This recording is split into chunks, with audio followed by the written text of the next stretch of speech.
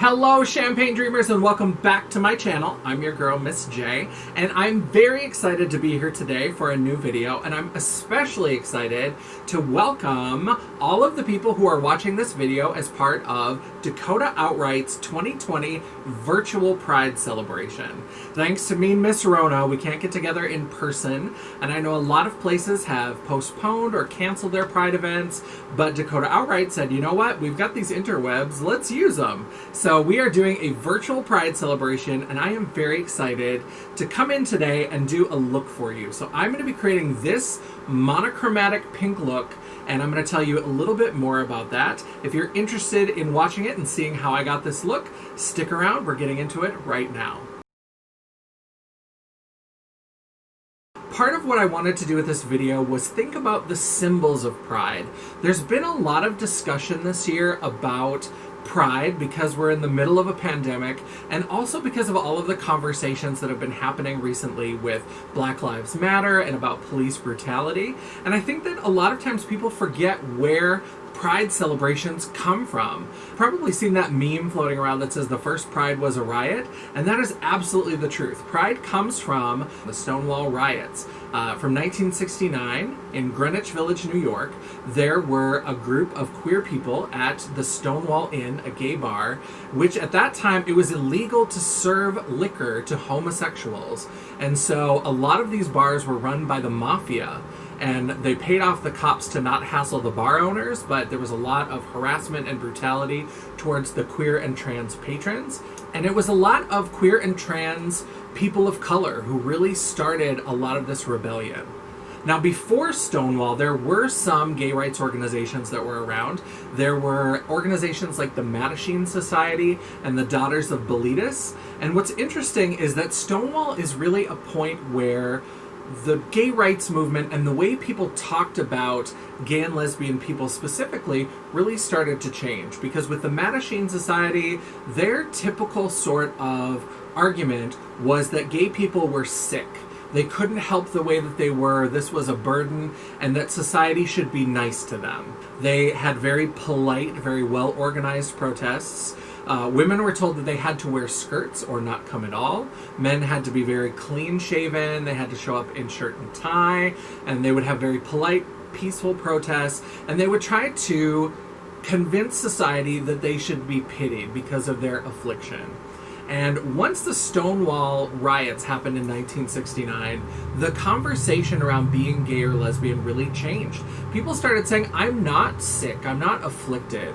I am proud of who I am. Who I am gives me power, it gives me empathy, it gives me courage, it gives me compassion.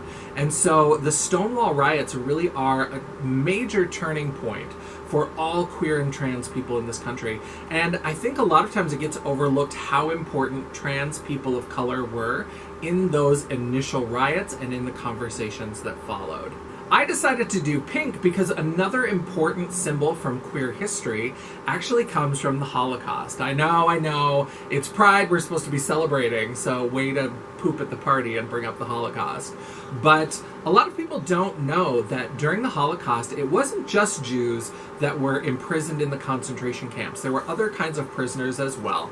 There were political prisoners, there were the Romani, which at the time were sort of referred to as gypsies, and there were prostitutes and women who didn't fit the Aryan ideal, and there were homosexual men. And everybody in the camp had to wear some sort of triangle or two triangles put together to make the Star of David in the case of Jewish prisoners. But they had to wear some sort of triangle that indicated what type of prisoner they were. Gay men who were imprisoned in the concentration camps had to wear a pink triangle on their prison uniforms. And so that's a symbol that after the Holocaust was then reclaimed. One thing that's important to remember about the Holocaust and the liberation of the camps is that there was a separate law called Paragraph 175 that the Nazis used to imprison gay and bisexual men. And the men with the pink triangle, when they liberated the camps, they liberated the other prisoners, and the gay and bisexual men were kept in prison until much later. And so that's a part of our history that's important to remember. It's important to remember that, yes, we're very excited. Pride is a fun time. put on your booty shorts, dance on a box, but our history is one of struggle, and it's one of courage and one of triumph. And so I wanted to create this look that was equal parts celebration and equal parts joy and being excited about where we are. The Supreme Court just stuck it to old Trumpster fire and ruled that discrimination against gay and trans and queer people was already protected, that should be considered under sex discrimination. So that's a big win for us, but we still have a long way to go, and we have a long way to go in terms of continued support of all the members of our community of all colors. Speaking of colors, before we get into the look, I do also want to share a little bit of history of one of the most famous symbols of queer people, which is the rainbow flag. So a lot of people are familiar with the rainbow flag. You've seen the typical flag with 6 colors, but what you may not know is that the original flag that was designed by Gilbert Baker and Cleve Jones in 1978, the year I was born. Again, don't do the math. And that original flag had 8 colors. So the 8 colors were pink, red, yellow, orange, green, turquoise, indigo, and violet. Each color had a special meaning that related to gay life. Hot pink represented sex. Red represented life. Orange represented healing. Green represented nature. Turquoise represented magic and art. Indigo represented serenity. And violet represented spirit. Now, because of the types of fabric and the types of fabric dyes that were available, they eventually decided to get rid of the pink stripe and the turquoise stripe because those were harder to produce. And instead of having indigo and violet, they changed it to a regular royal blue and purple. And that's the flag that we know today. Now, in recent years, some places, starting with Philadelphia, have started to put 2 additional stripes on the top of the flag. So they've added a black stripe and then a brown stripe to recognize the contributions of people of color to queer and trans movements. The black stripe represents diversity, and the brown stripe represents inclusion. Diversity and inclusion are very important anytime we're talking about our community, the events that we create, and the spaces that we want to create for the people in our communities. We want to make sure everybody is welcome. And that's why it's important not just to talk about diversity, but also to talk about inclusion. I've often heard it said that diversity is being invited to the party, and inclusion is being invited to dance. And so because of that, thinking of all of these beautiful symbols that we have for our communities, thinking of all of this rich history, I wanted to create this monochromatic pink look, and so we're going to get into that right now. Happy Pride! To get started, I'm going to use some of the Too Faced Do You Fresh Glow Luminous Face Primer. That's a mouthful. And just get a couple pumps on there. We'll go up into the hairline since I gave myself the quarantine buzz cut. For color correcting, I'm going to use a little bit of the Jeffree Star Magic Star Concealer in the shade Green. Color correcting is just if you want to even out some coloring on your skin. So if you think about the color wheel, I am very pink, I'm very red. So red on the color wheel is opposite of green. So if you put a little bit of green, you can blend it out until it's neutral, and then that will help cancel out some of that redness. Now, you don't want to add too much. You don't want to look like the Jolly Green Giant, but you definitely want to add a little bit of green, and then as you can see, it's going to look intense right away, and then we'll blend it out.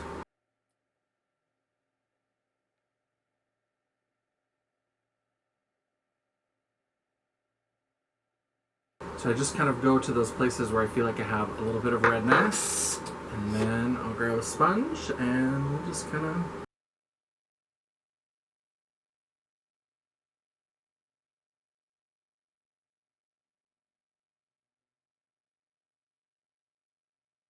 So I'm just trying to spread that around, because if you look at it and you see green, it's maybe a little bit too intense. You definitely want to just make sure that kind of blends out so that it just looks not green, but also not overly pink. Alright, it's a little aggressive right around here, but that's okay because I'm going to use concealer there. For foundation, I'm going to go in with the Oma Beauty Say What Weightless Soft Matte Hydrating Foundation.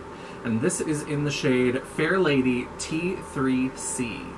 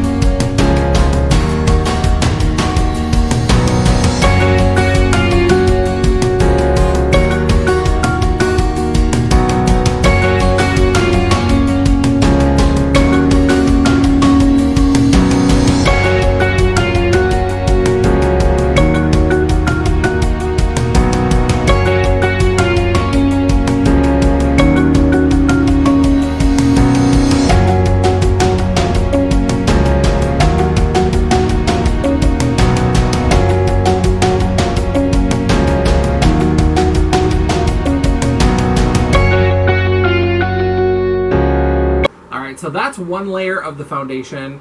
If I were doing a full real show or a photo shoot, I would go in and do a full second layer. For this one, for the look, for some photos, it'll be fine just with the single layer, but especially for drag makeup, if you're using more of an actual just cosmetic foundation as opposed to a theatrical, I definitely recommend using a second coat. You definitely want to treat it like Dutch Boy, not Revlon. For concealer, I'm going to go in with the Jeffree Star Magic Star Concealer, and this is in the shade C10. Now for this, what I want to do is I want to highlight under my eyes. I want to make sure I start building some lightness here. I'm also going to highlight down the middle of my face, so up onto my forehead, down the bridge of my nose, my cupid's bow, and on my chin. So basically what you're doing is, and this is a concept that comes from theatrical makeup, so with highlight and contour, what you want to do is try to sculpt your face. So if you think about, if you're looking at an object and the light is shining at the object from a certain direction, the places that are closest to the light, that are getting hit with the light, are going to be lighter, and the things that are further away are in shadow. So the way that you can sculpt your face is, if you want something to be more prominent, you want to lighten it up. So with my under eyes, I want that to be a little bit more prominent, my cheekbones, and I want to have a little bit of definition, through here. I want that to be more prominent. Now I've got these chubby cheeks, so we're going to go in after this step a little bit later on and do some contouring, because we want to make sure we try to kind of make it look like the cheeks recede a little bit. We're going to do under the neck. We're going to get rid of some of this Jabba the Hutt realness. And so we're going to contour to make things sort of recede. Anything that you highlight, which you can do with a lighter concealer, or you can use a powder or a cream highlighter, is going to make them more prominent. So I'm going to go ahead and apply this in triangle shapes under my eyes. So starting kind of along the bridge of the nose and bringing it down out to the end. So kind of like a little triangle, like a little wing shape. And then we're going to do that here. And then after I do the eye look, if I have any fallout or if anything has darkened, you can always go in and repeat this step. But it's good to kind of set your base, I find, first. Some people do choose to do their eyes first. That is certainly okay to do as well. I don't like to do it that way. I have no fear, and so I do my base first.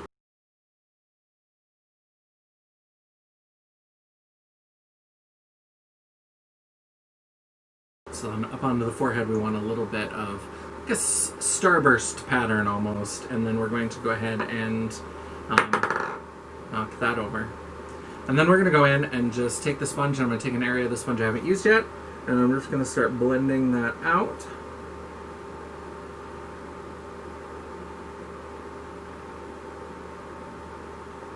And so you can see when you blend that out, the most lightness is right underneath my eyes, and then it sort of fades into the foundation, and so you get the most prominent right under here. So because I have a little bit of baggage under the eyes, don't we all? And then it makes that a little bit more prominent, and then helps bring out the cheekbone a little bit as well.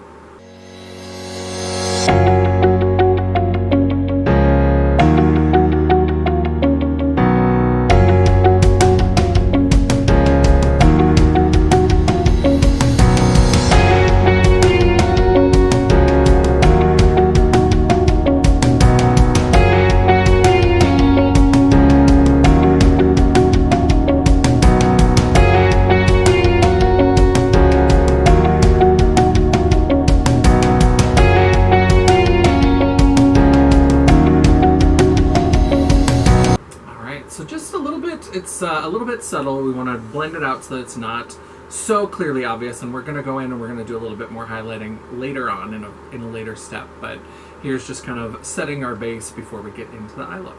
Alright, so one of the reasons why people don't like to do their eyes after they do their foundation is because depending on the shadows that you use, you may get some fallout. And so that can be a little bit troublesome. If you don't do your foundation first, it's easier to just kind of wipe it away. But I like to combine a couple of steps in order to really kind of help take care of that. And so the step that I'm going to do is called baking. So I have the Jeffree Star Magic Star setting powder in rose, and what I'm going to do is I'm going to lay down, first I'm going to take a sponge and I'm going to kind of press it in underneath, because we want the powder to kind of soak in and blend with the foundation, and again it's going to help with that lightening under the eyes. But I'm also going to take a fluffy brush and I'm going to just lay some loose powder on top of the baking, because then what will happen if I get any fallout while I'm working is it will fall into the loose powder. When I'm done with the eye look, all I have to do is take a big fluffy brush, shake away the loose powder, and no fallout. No problem.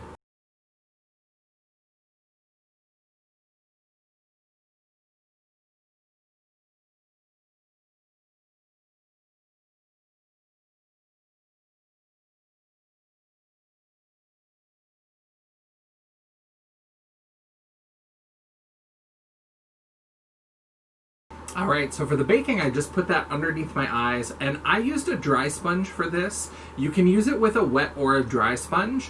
If you're going to just do the baking, where you just put it down and let it bake for a little while, I would recommend using a wet sponge, because the wet sponge will help it blend into the foundation a little bit. But when I'm doing the trick where I put the baking down and then I put more loose powder over it, I tend to find that I have better results with a dry sponge, because in that way there isn't that extra moisture from where I hit it with the wet sponge. When I put the loose powder, then it tends to draw in the loose powder as well. So starting with a dry sponge allows you to kind of work in a little bit of the product for the baking process, and then you can put the loose powder on top of that. Now for baking, you can also do down the bridge of the nose, you can do along the jawline, and you can really, any of the places that you want to do a lighter sort of highlight, you can certainly do the baking process there as well. So I'm going to take this sponge before I do the loose powder, just go along the jawline a little bit. Again, because we're going to contour underneath, because I want all of the under chin to sort of disappear as much as possible. But we want to help create a barrier and a dividing line, and so then we do the jawline with the lighter color.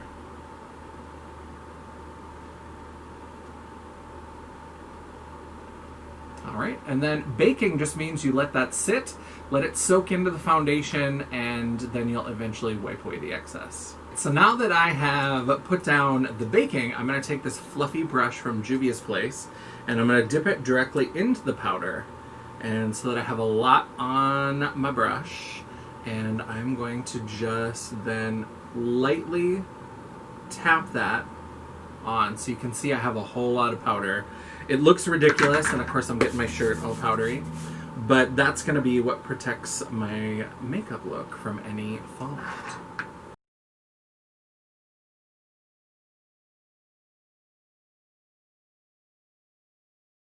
Occasionally, intermittently throughout the video, you may hear sort of a fan sound.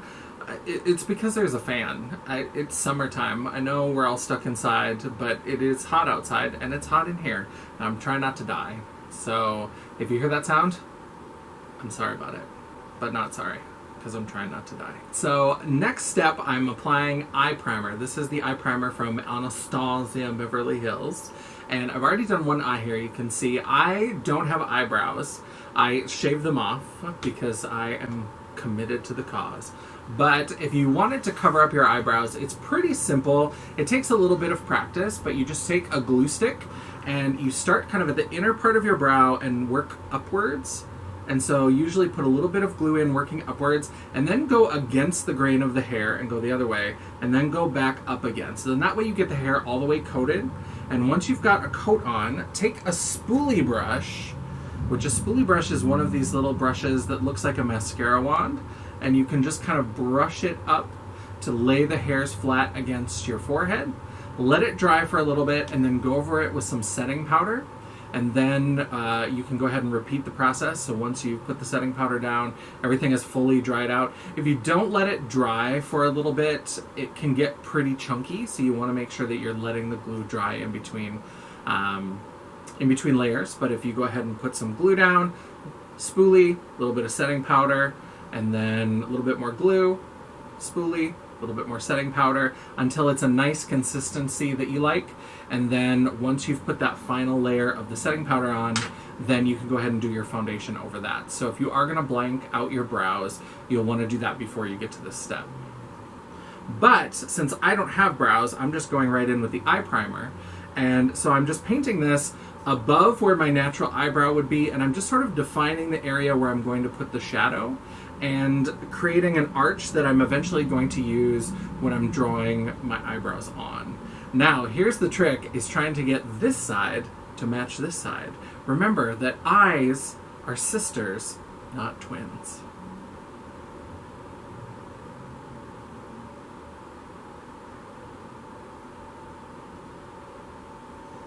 And so we just kind of start painting and try to get a similar sort of shape. And again, the primer doesn't have to be exactly a match either, because you're going to be applying shadows over it, you're going to be drawing in the brows, and so if you go a little bit higher on one side than on the other, you can always bring the brow over where you put the primer, or, you know, however you want to even it out. But trying to get sort of a similar shape, a similar area, and then sometimes I'll even build up this side a little bit to match. And then just going in and just kind of just trying to smooth out this primer. I do like this primer because it has that little bit of that peachy flesh tone that matches my skin tone. And so it helps lay down a little base of color. You can get some eye primers that are clear, or you can get some that are in other colors. So Urban Decay has, I think, 3 different shades that are different ranges of skin tones, because it helps, again, you want to bring attention to the eye area. And so having something that's a little bit lighter, a little bit brighter, is going to highlight it.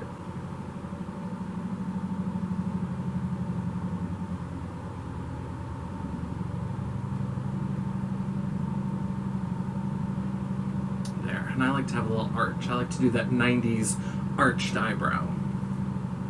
For the eye look today, I'm going to create a pink monochromatic look, and I'm going to use 4 palettes from Jeffree Star Cosmetics. The first one is going to be the Beauty Killer palette, and I am going to use the shade Courtney, which is this sort of matte tan camel brown. I'm just going to use that to define a crease area. Obviously, since I shave off my brows and I'm bringing everything up, I want to establish a different crease area from where it would naturally be on my eye. So I'm going to take, it's a flat brush, it's kind of a paddle brush, but it's not super dense. It's got a little bit of give to it. And I'm just going to go into that shade Courtney. I'm going to define a crease arch. And so I'm going to start on the inner side by the eye, by the nose, whatever that part of my body is. I'm just going to go up and follow kind of the curve that I established with the primer, and then sort of fade it out as we get in. Now, a lot of this is going to be covered over with the other shadows that I'm using, but this is good to help just kind of start establishing a shape. And I like to square things off on the inside. I tend to have really squared off eye looks. Very inspired by Frankenfurter from Rocky Horror Picture Show, but you don't have to quite square it off as much as I do. You can keep it a little bit more rounded if you like, but that's how I like to start.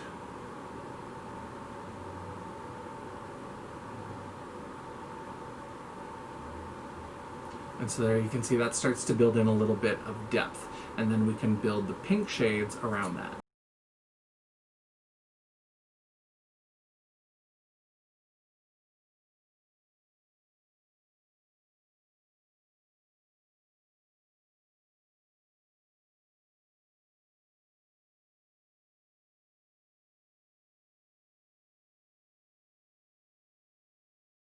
And it's not perfectly even, but again, it's going to be covered over with a lot of other shadows. It's just kind of getting that general shape and a little bit of dimension built into the crease. The next palette that I'm going to go into is the Jawbreaker palette. And this is a beautiful rainbow palette. And I'm going to use this shade right here, which is Bubblegum. And I'm going to start in the inner part of the eye, underneath the brown, working up into the brown, and take it about halfway across my lid.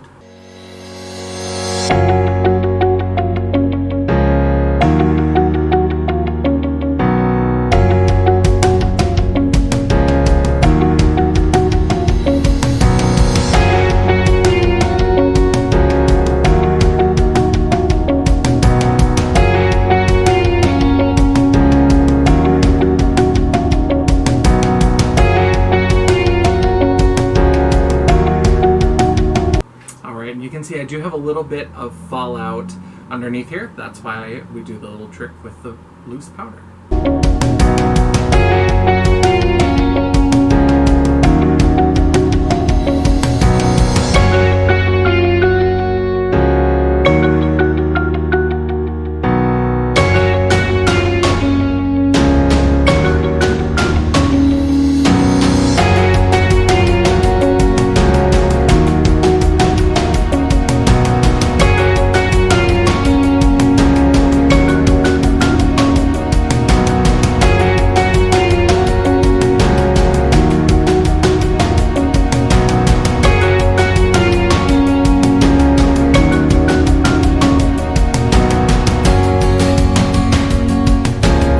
The next shade that I'm going to go into is also from the Jawbreaker palette, and that is this hot pink shimmer right here called Cotton Candy. And I'm going to take that and I'm going to finish out the rest of the lid and kind of start to build out the round shape on the outer part of the eye.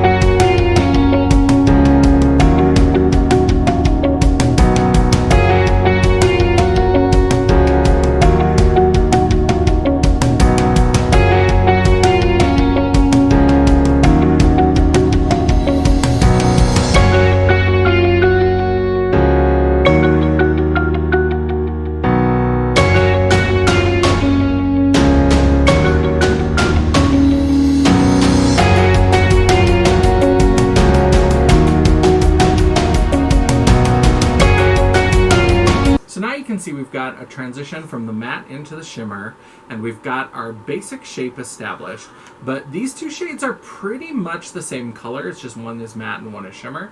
So we want to start building a little bit of dimension into this as well. So the way that you can do that is by adding some lighter shades or darker shades to, again, try to create places where light would hit or where light would receive, make things more prominent or make things fade a little bit into the background. So on the outer edge of the eye, I'm going to go into this shade Cherry Wet from the Jawbreaker palette, and I'm going to define sort of an outer V, so like a kind of the edge of the eyeball and then kind of filling that in into the pink shimmer.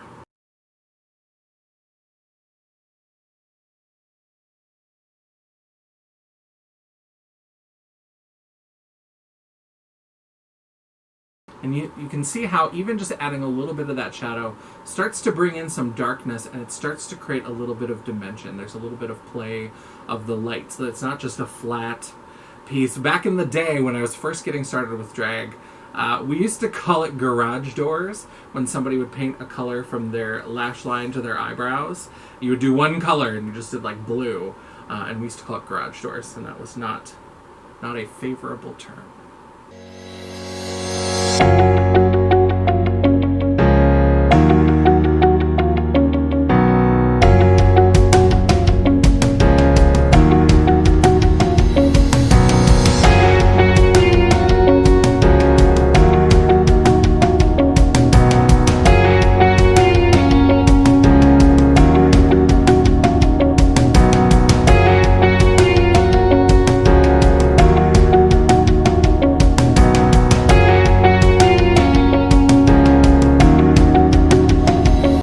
See, we've got a little bit of depth working on that outside of the eye, and we're going to continue to build that, and I'm going to bring in a little bit of black. So technically a monochromatic look doesn't just mean shades of one color, but it means that you've got a combination of black, white, and then one color that goes with it, and you can add the black or the white to make that color lighter or darker. But you can, for a truly monochromatic look, you can use black and white as well to help bring in some of those dimensions. So we're going to do that in the next step. So to start building in some dimension to the look, I'm going to take a black shade from the newest Jeffree Star Cosmetics palette. This is the Cremated palette. And this is a collection of blacks and ashy grays, a little bit of taupey kind of colors, and some white, beigey, pearlescent shimmers. And I think I'm going to go ahead and start with, let's go with the shade Hearse, this matte black in the corner. And we're going to define the shape of the eye. So similar to where I placed the brown shade, now I'm going to use this really small detailing brush, and I'm going to go in and I'm going to sort of draw a shape around to kind of help bring out the shape that I want for the eyes. And there should just be a little bit of the brown above that to help blend out into the regular skin before I get to the eyebrow. The regular skin. So I'm getting quite a bit of that black shade on this brush, and I'm going to go in and I'm just going to go, again, starting from the inner corner, and I'm just going to, it's extreme, but we're just going to start drawing the shape. And again, you don't have to go quite this extreme with it, but I'm going to go pretty far down. And I'm going to get it to sort of an angle. So it follows that arch, and then I'm going to kind of let it stop right where we get to the arch. And then, so we get there, and then I'm just going to lightly start to blend it down. And a lot of this, where I'm blending it down, is going to get blended away with more of the pink shades. But we just want to establish that shape. I want, for this look, I want a nice point on it. We're going full Disney Witch for this look, so I want the full point. I want it to be very sharp.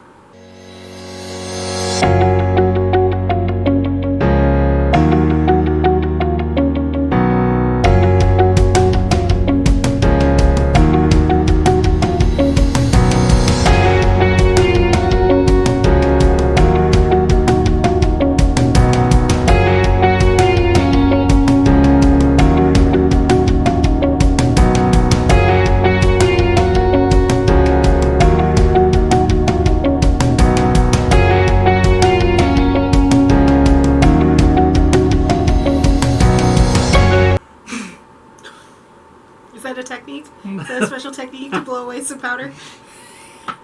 She's like, aim sometimes I like eyes. to get out the. Sometimes I like to get rid of the fallout early by just going, because it annoys me. So it is a technique. It is a technique.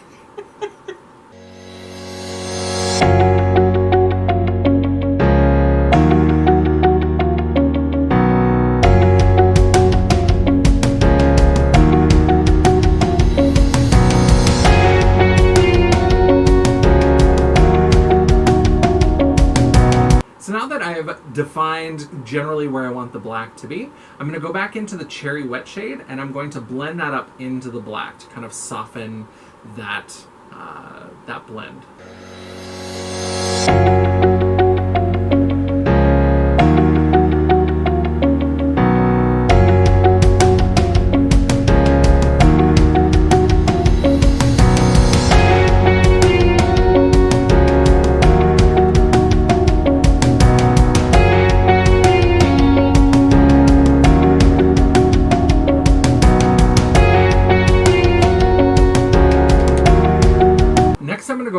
into the pink shimmer Cotton Candy, and I'm going to work on blending that into the Cherry Wet as well as up into the black.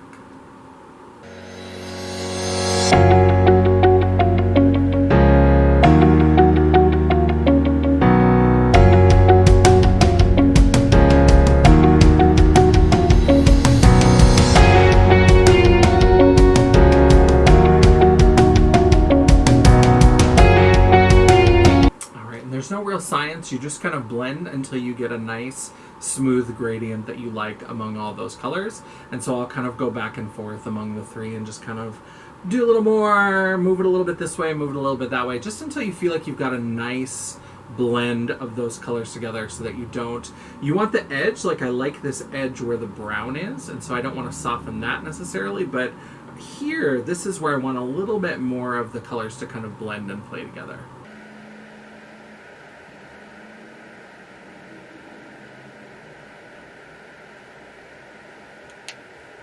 Now I want to go ahead and emphasize underneath this black line. So I'm going to go into another shade from Jawbreaker. And this is this bright coral shade. The name is not family friendly. The name of the shade is just the F word. You can imagine what I mean. And so I'm going to take this on a smaller, kind of fluffy, but still tapered blending brush. And I'm going to take that underneath the black from the inner corner and then blending it up towards the pink shimmer.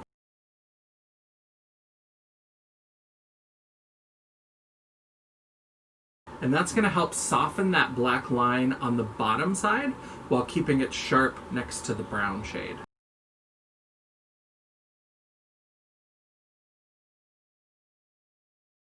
And so you can see now we're getting a little bit more definition because we've got some lightness coming in here, and then we've got a little bit of depth on the outside, and then we've got that pink in the middle.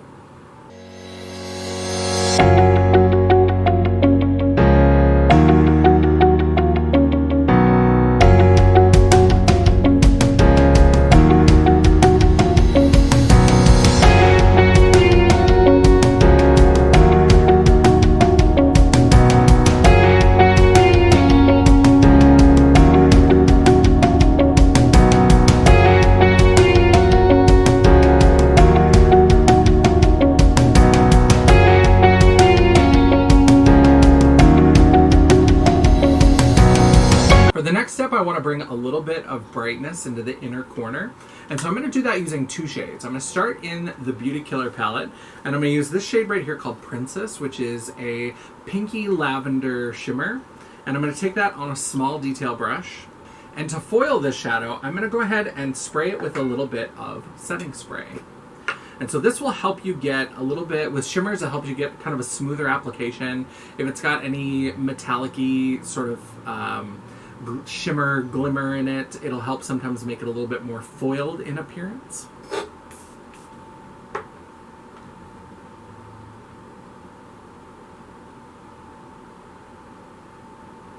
And I'm just going to do this all in the inner part because I am going to go in a little bit more targeted with a brighter shade. So this is just to lay down a little bit of a pink shimmer, and then I'm going to do a white shimmer over top of that.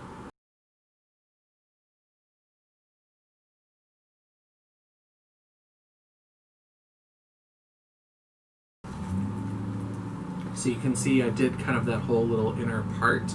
Now for the bright pop right on the inner corner, I'm going to go into the cremated palette. And I'm going to go into this shade right here, Diamond Ashes. I'm going to use the same brush, and I'm going to go ahead and spray it with setting spray.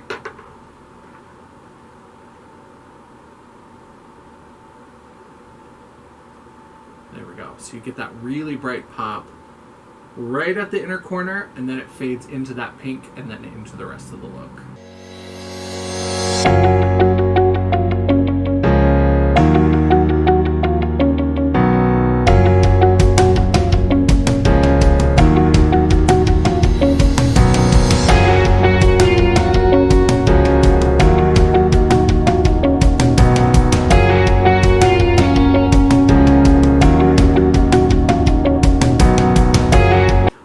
so that is the main eye look. We're going to go in and we'll probably add a little bit more when we draw on the brows. We'll do an underbrow highlight.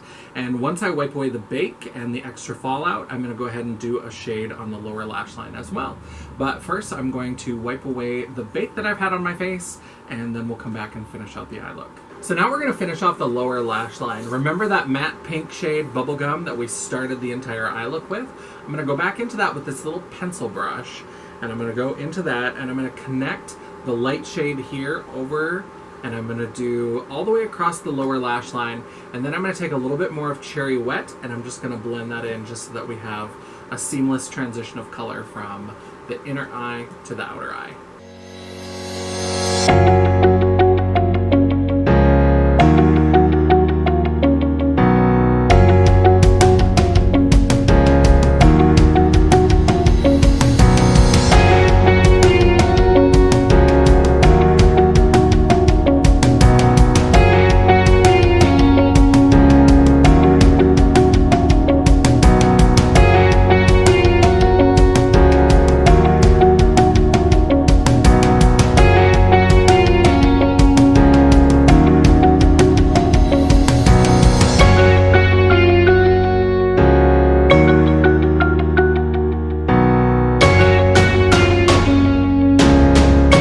Now that I've laid down the bubblegum shade, I'm going to go into Wet Cherry and just help transition that shade from the outer eye onto the lower lash line.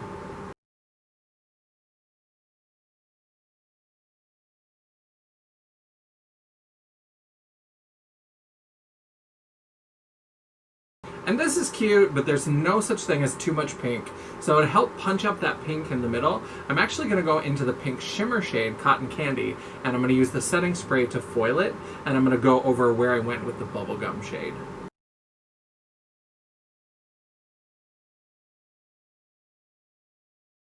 There we go, that's the pink I wanted.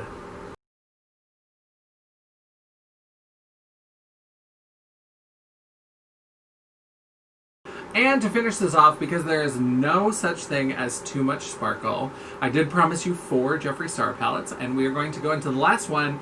This is the Bloodlust palette, and for this, there's this beautiful pink shimmer shade, Wet Jewel. And I'm actually going to apply that with my finger. I don't like to use fingers very often, but this is like a super shimmery, super glittery kind of shadow. And this one, you could foil it with a brush, but I just have better luck with a finger. And I'm just going to connect that to where I've lightened up the inner corner onto the lid a little bit, just so that we get a little bit more shimmer, a little bit more lightness on the inner part of the eye, and it'll help bring a little bit more glitter into the look.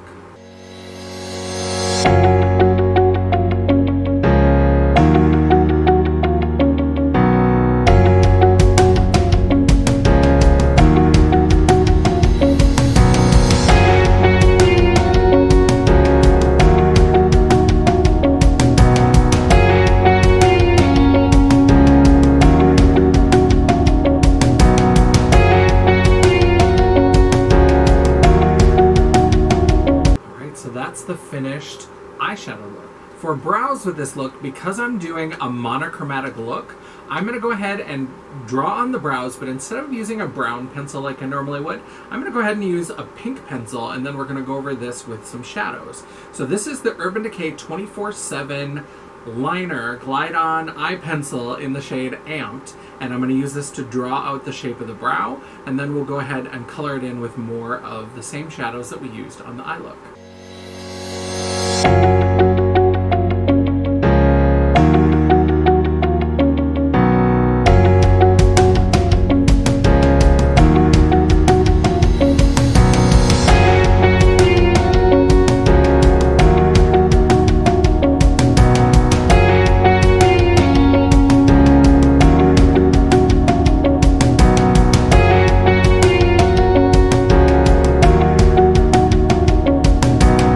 So they're pretty light right now, but we're going to go ahead and go over those with shadow to give them some color.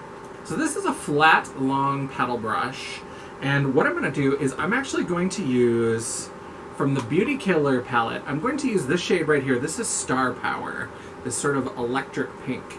And I'm going to use that all over the brow, and then we'll go in a little bit later and we'll add some different colors to create sort of an ombre gradient effect. But to start, I just want the whole brow to be this beautiful electric pink color.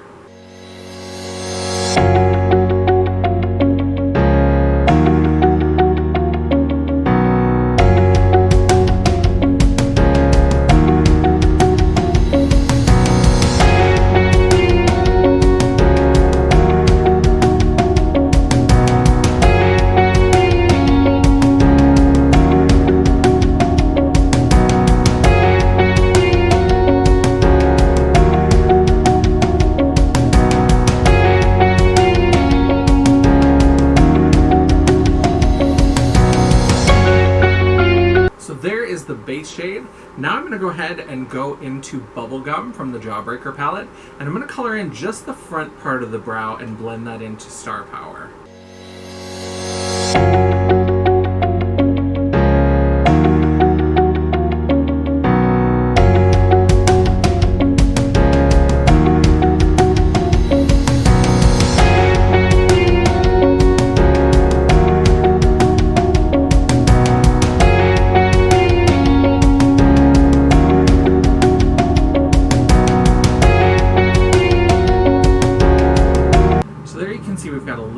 Gradient happening, but I also still want to lighten up the edges of the brow, the end of the brow a little bit more. So I'm going to go into a shade we haven't used yet, and that's from the Jawbreaker palette, and it's this shade right here called Snack, which is kind of a peachy pink, and I'm just going to use that on the very inner part of the brow.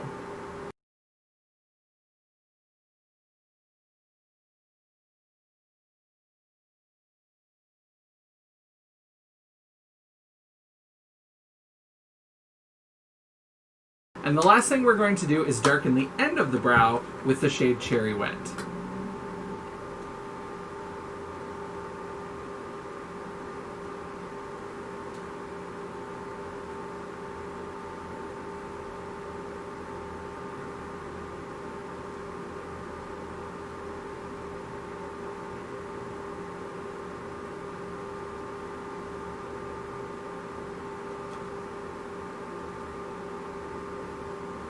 And with powder brows, you do sometimes get a little bit of bleeding down. That's super easy to take care of. I just go back into my concealer, and I'm just going to go along. I'm going to try to scrape as much of the product off of the wand as possible, and I'm just going to go right under and define the brow with the concealer.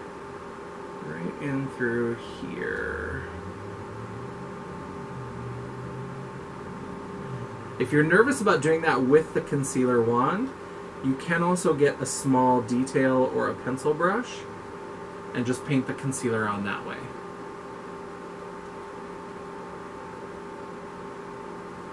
And I just kind of am redefining that space in between the eye look and the brow.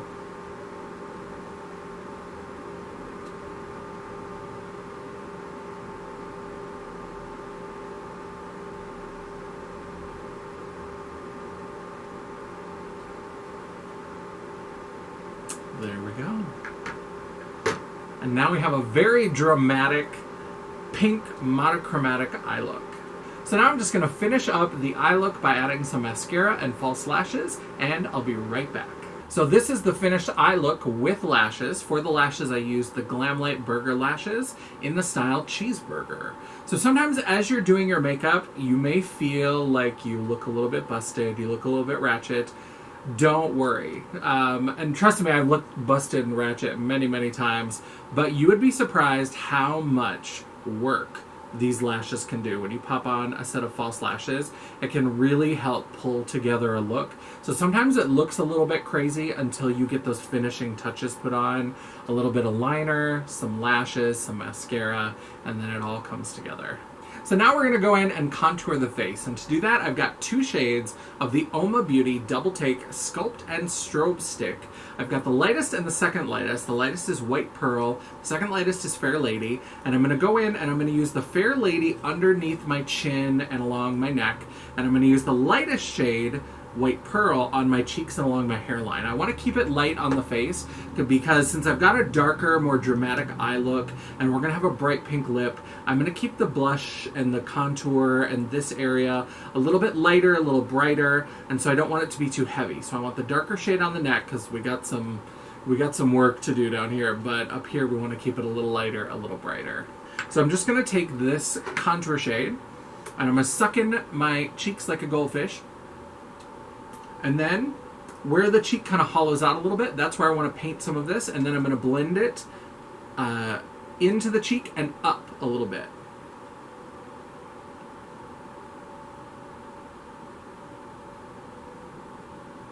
And I'm going all the way up into the sort of hairline, sideburns area. And you can see we just kind of create a little line there.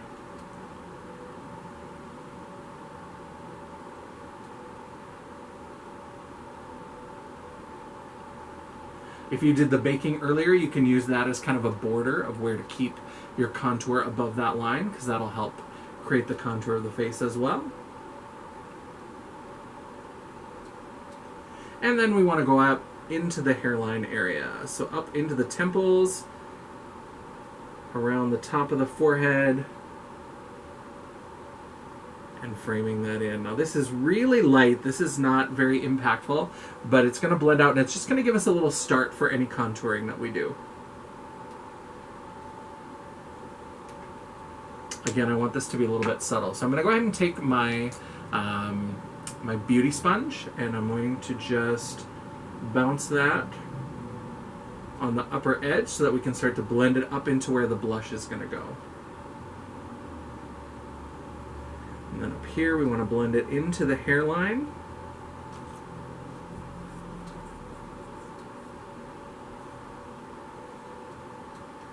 Along the edge of the foundation.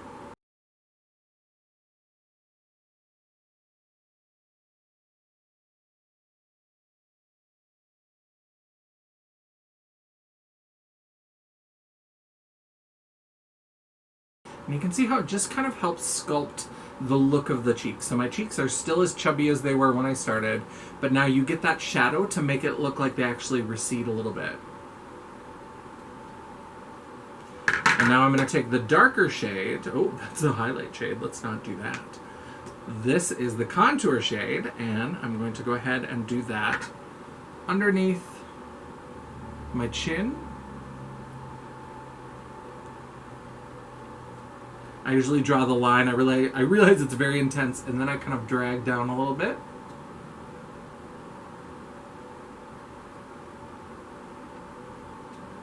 And I go all the way up behind the ears. Oh, not onto the ear. And then I'll usually just take the edge of my finger, and I'll start to blend that down.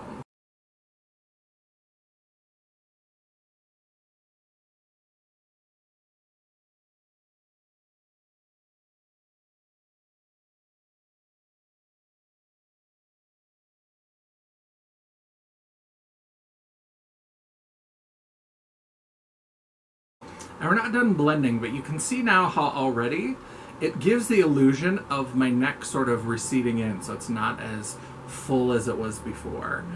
So maybe it's keto diet, but maybe it's contour stick. So now I'm going to take a brand new clean sponge, and I'm going to go over the edge just to blend the foundation down into that, because we don't want a line of brown. That's not going to look like any sort of actual illusion. It's just going to look like you have a dirty neck. And there is a little bit of that. Obviously, when I'm doing a show, I'm up on a stage. I'm usually at least 10 feet away from most of the people at the show, at minimum, unless they come up to tip. And so you can be a little bit more extreme. Obviously, for everyday wear, you're going to want to be a little bit less heavy-handed than this to get a more realistic look. But this is just kind of the basic theory is the same. And so then I want to go ahead and blend that out.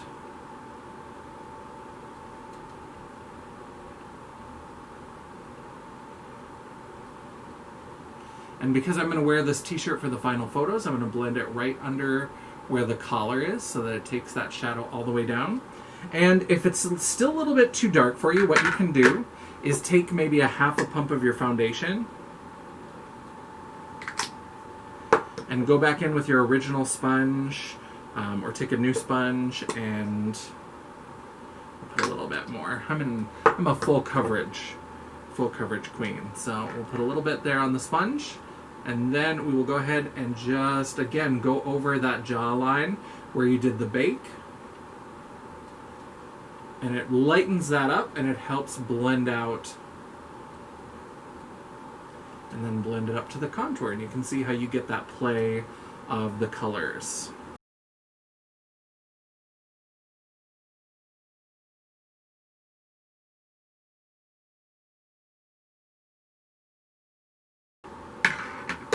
Alright, so that gives us the suggestion of our face. Now we're going to go in and we're going to fill in with a little bit of blush. Alright, to finish up the face, we've got the contour stick down. Now I'm going to take a little bit of this Ulta store brand bronzer, and then I'm going to work that into the contour and start building up. And then I'm going to take this pink blush from Makeup Revolution, and this is the Blusher Reloaded in Pink Lady, and I'm going to put that on top of where I put the bronzer.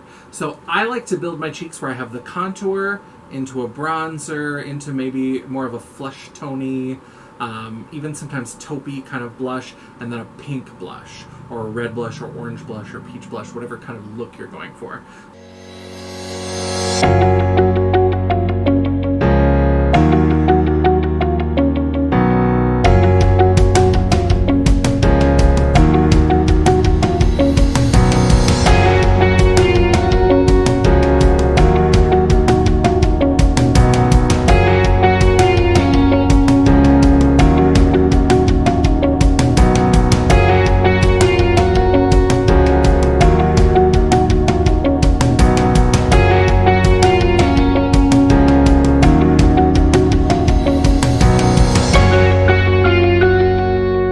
So with a blush, you usually want to smile so you get a sense of where the apples of your cheeks are. And I usually blend it from there and back into that bronzer shade.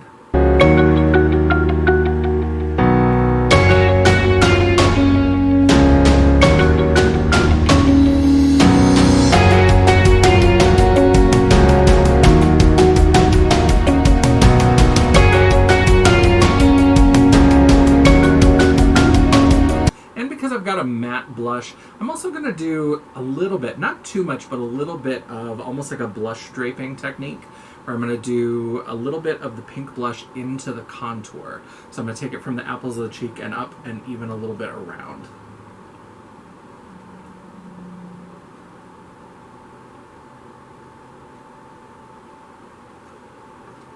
I love a glowy, sparkly blush, but I'm using a matte blush right now because I am going to do a more intense highlight, and I just want the highlight to be the star. So I want a little bit of that pink flush, but I don't necessarily want a lot of glitter or a lot of shimmer in the blush look.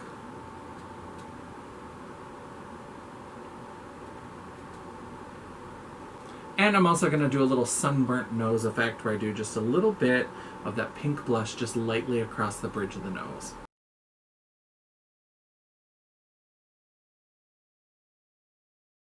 That's kind of a trend right now, to do blush across the nose. You can skip this step if you don't like the way that it looks, but I just think it's kind of fun. Now for highlight, I want to keep it pink, and so I'm going to go in with the Kaleidos Cosmetics Star Surfer, and this is a glittery, fun pink highlight, and I'm going to put that on my cheekbones and wrap it up. And I'm also going to put it a little bit down the nose, as well as the Cupid's bow, and a little touch on the chin.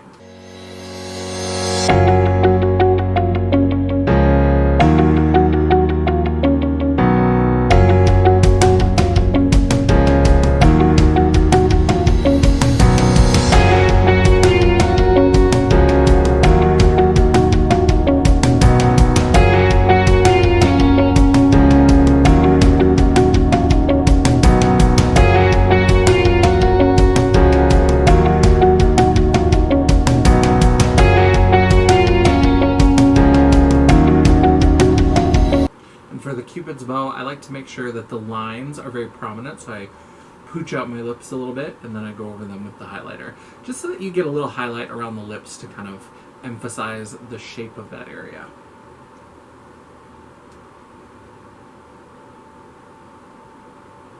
So I'm going to do a pink lip, and it's going to be bright, it's going to be intense, but I want it to have a little bit of darkness around the edge. Again, we are always about playing with that light and shadow, and so I'm going to line the lips first with this Lime Crime Velveteens liner in the shade Tarot, which is kind of a plummy purple, and I'm just going to line the lips and fill in a little bit, and then I'm going to go in with the Lunatic Cosmetics Lab. This is their Pout Off is the shade, and this is their lip paint. So I'm going to go ahead and line the lips and then add the lip paint. And remember, especially for drag makeup, although I think anyone can apply this, your natural lip line, merely a suggestion. So start there, but if you want to overdraw, underdraw, change the shape, play with it, have fun. It's just makeup. It washes off.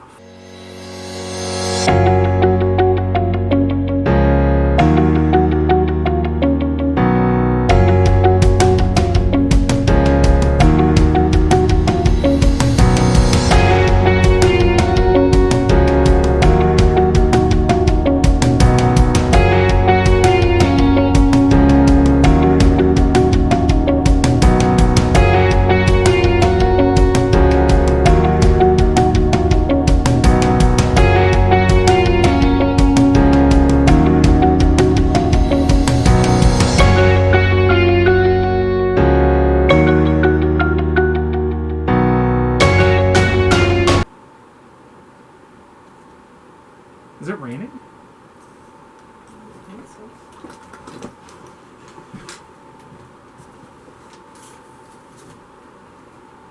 No. Oh, I don't know why. It sounded like it was just torrentially raining. I'm just hearing things in my mind.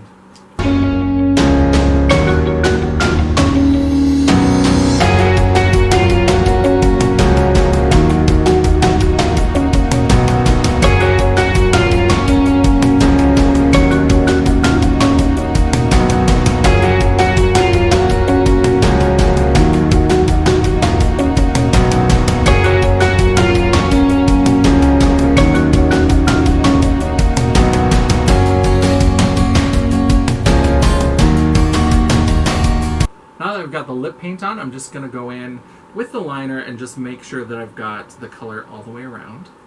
And of course, I always like to finish off a look with a little bit of setting spray. So this is the Morphe from the Saweetie Special Collection. This is the Peach Mist.